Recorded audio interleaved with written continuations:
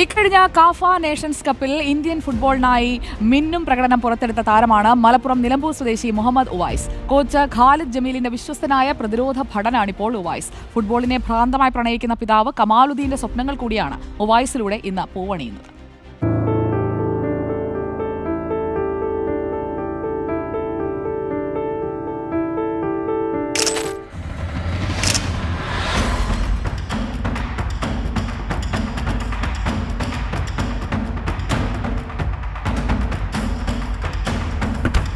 ഫുട്ബോളിനെ ഭ്രാന്തമായി പ്രണയിക്കുന്ന മനുഷ്യരെക്കുറിച്ച് കേട്ടിട്ടില്ലേ?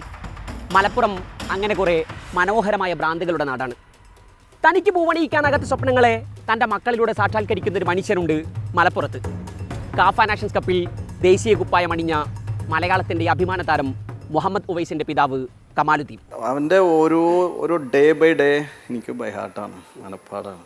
2025 August 25 Indian ദേശീയ ഫുട്ബോൾ ടീമിൻ്റെ പുതിയ പരിശീലകൻ ഖാലിദ് ജമീൽ തൻ്റെ ആദ്യ സ്ക്വാഡിനെ പ്രഖ്യാപിക്കുന്നു. കാഫ നാഷൻസ് കപ്പിനുള്ള 23-അംഗ സംഘത്തിൽ ആശിക്കുരുണികനും ജിതിൻ എം.എസിനും പുറമെ ഒരു മലയാളി താരം കൂടി ഇടം പിടിച്ചു. മലപ്പുറം നിലമ്പൂർ സ്വദേശി മുഹമ്മദ് ഉവൈസ്. ഖാലിദ് കോച്ച് വന്നപ്പോൾ ടീം ലിസ്റ്റ് ഇട്ടപ്പോൾ ഞാൻ ഇല്ലായിരുന്നു, സത്യത്തിൽ ടീമിലില്ലായിരുന്നു. പക്ഷേ ആ സമയത്തൊക്കെ എല്ലാവരും പറഞ്ഞിട്ടുണ്ടായിരുന്നു ഈ എന്തായാലും ഉണ്ടാവും, ക്യാമ്പിലുണ്ടാവും, എന്തായാലും കളിക്കും എന്നൊക്കെ പറഞ്ഞിട്ടുണ്ടായിരുന്നു. പക്ഷേ ആ സമയത്ത് ഇല്ലായിരുന്നു. പക്ഷേ അതൊരു ചെറിയൊരു ഷോക്ക് ചെയ്യുന്നു. പക്ഷേ കുഴപ്പമില്ലല്ലോ, നമുക്കിപ്പോൾ ഫുട്ബോളിൽ ഇപ്പോൾ അത് ചിന്തിച്ചിരിക്കാൻ കഴിയില്ലല്ലോ.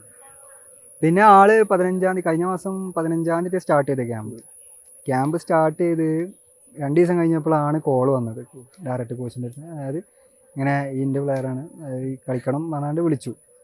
പിന്നെ അവിടുന്ന് ഒരു സ്വപ്ന ലോകത്തായിരുന്നു സത്യം പറഞ്ഞു. കാഫ നാഷൻസ് കപ്പിൽ ഇന്ത്യയുടെ മുഴുവൻ മത്സരങ്ങളിലും ആദ്യ 11-ൽ ഖാലിദ് ജമീൽ ആ 27-കാരന് ഇടം കൊടുത്തു. ഒമാനും തജിക്കിസ്ഥാനുമെതിരെ ഇന്ത്യ കുറിച്ച ചരിത്ര ജയങ്ങളിൽ ഖാലിദിൻ്റെ പ്രതിരോധ കോട്ടയുടെ വിശ്വസ്തരായ കാവൽഭടന്മാരിൽ ഒരാളായിരുന്നു അയാൾ. ഇന്ന് ഉവൈസ് ഒരു നാടിൻ്റെ അഭിമാന താരമാണ്. പുതിയ പരിശീലകൻ ഖാലിദ് ജമീലിനെ കുറിച്ച് പറയാൻ ഉവൈസിന് 100 നാവാണ്. കോച്ചിൻ്റെ പ്ലെയേഴ്സ് എന്താണ് ചെയ്യാന്ന് അത് കറക്റ്റ് അറിയുന്ന ഒരു വ്യക്തിയാണ്. 100% ഒരു പ്ലെയർ എന്താണ്, അവൻ്റെ ക്വാളിറ്റി എന്താണ്, അവൻ്റെ ഡിസഡ്വാൻറ്റേജ് എന്താണെന്നൊക്കെ അറിയുന്ന ഒരു കോച്ചാണ്. അപ്പോൾ ഒരു 10 ദിവസത്തെ ട്രെയിനിങ്ങിൽ പോയിട്ട് അത്രയും നല്ലൊരു കളി, അത് ഇറാനായിട്ട് അത്രയും ഒരു 50 മിനിറ്റോളം പിടിച്ചിക്കുക, അത് കഴിഞ്ഞിട്ട് ഇങ്ങനെ ഈ ഒരു റിസൾട്ട് കിട്ടുകയെന്ന് പറയുന്നത് ഒരു വലിയൊരു കാര്യമാണ്. ഫുട്ബോളിൻ്റെ ആകാശദൂരങ്ങൾ കീഴടക്കിക്കൊണ്ടിരിക്കുന്ന ഉവൈസിൻ്റെ യാത്രയിൽ കമാലുദ്ദീൻ മോയിക്കൽ എന്ന ഈ പിതാവ് കൈപിടിച്ചെന്നും കൂടെയുണ്ട്. കുഞ്ഞുനാൾ മുതലേ ഫുട്ബോളിനെ ഭ്രാന്തമായി പ്രണയിച്ച കമാലിന് തനിക്ക് കീഴടക്കാനാകാത്ത സ്വപ്നങ്ങളെ മക്കളിലൂടെ പൂവണിയിക്കണം എന്ന വാശിയായിരുന്നു. പാരൻസ് ഉദ്ദേശിക്കുന്ന ഒരു ലെവലിലേക്ക് ഈ മക്കൾ വരിക എന്ന് പറയുന്നത്, അവരത് ആ ഒരു എന്താണ് ആ തോട്ട്, അതിൻ്റെ കൂടെ നിൽക്കുക എന്ന് പറയുന്നത് ഒരു പാരൻസിന് കിട്ടുന്ന ഏറ്റവും വലിയ ഭാഗ്യം. തനിക്ക് ജനിക്കുന്ന കുട്ടികൾ നല്ല ഉയരമുള്ളവരായിരിക്കണം. വിവാഹത്തിന് മുമ്പേ അയാൾ തൻ്റെ സ്വപ്നങ്ങളെക്കുറിച്ച് ആലോചനകൾ തുടങ്ങി. വിവാഹത്തിന് ഒറ്റ ഡിമാൻഡേ ഉണ്ടായിരുന്നുള്ളൂ കമാലിന്, വധുവിന് നല്ല ഉയരമുണ്ടായിരിക്കണം. ഞാൻ ഓൾറെഡി 6 അടി 1 ഇഞ്ച് ഉണ്ട്. അപ്പോൾ അതിനനുസരിച്ച് ഒരു വൈഫും കൂടി വേണം എന്നുള്ള എനിക്കറിയാം. ചിലപ്പോൾ ഒരു പക്ഷേ 4 തലമുറ പുറകിലേക്കൊക്കെ ജീന് പോവാം. പക്ഷെ എങ്കിലും നമുക്ക് ചെയ്യാൻ പറ്റുന്ന നമ്മുടേതായ ഒരു കാര്യമാണല്ലോ.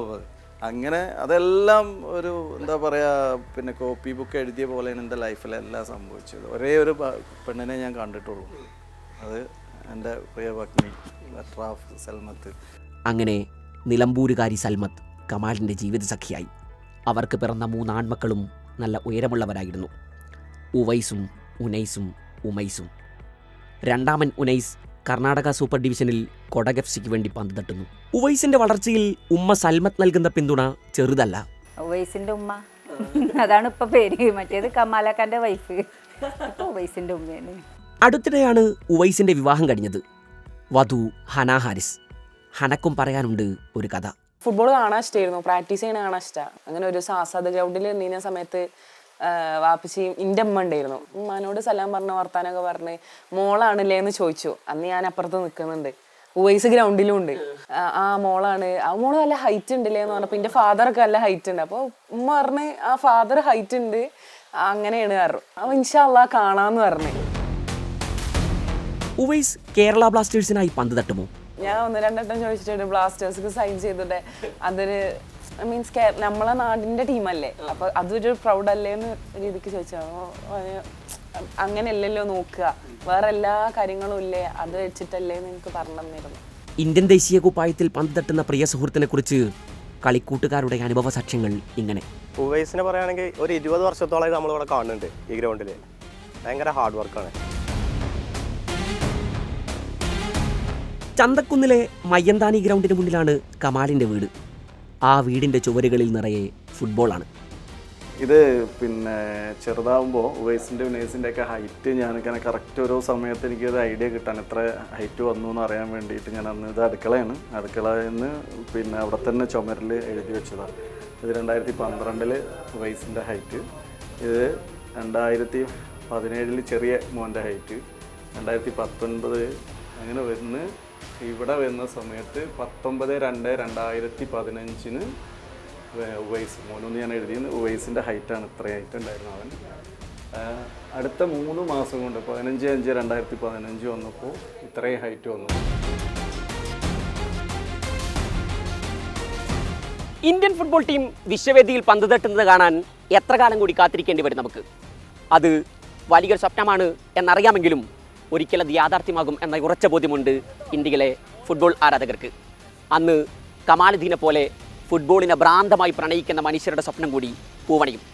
മുഹമ്മദ് ഉവൈസിന് കരിയറിലെ ആകാശ ദൂരങ്ങൾ ഇനിയുമേറെ കീഴടക്കാൻ കഴിയട്ടെ എന്ന് ആശംസിക്കുന്നു.